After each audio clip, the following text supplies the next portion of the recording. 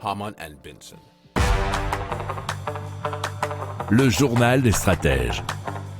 On continue avec le gazoduc GIPL ou GIPL, Gas Interconnection Poland-Lithuania, qui vient d'être inauguré. Il est long de 508 km, dont 165 km en Lituanie et 343 km en Pologne. Il pourra transporter environ 2 milliards de mètres cubes de gaz à terme et dans les deux directions.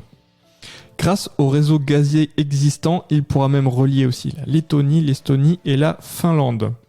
Alors le coût s'est élevé à environ 500 millions d'euros, qui a été financé en grande partie par l'Union européenne.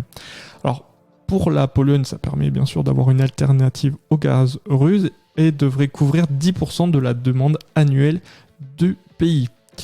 Ça représente déjà 21 milliards de mètres cubes de gaz par an.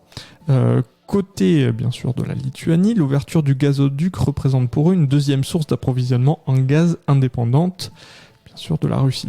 Alors, selon Eurostat, en 2020, la Russie comptait pour 93% des importations estoniennes de gaz naturel, 100% des importations lettonnes et 41,8% des importations lituaniennes.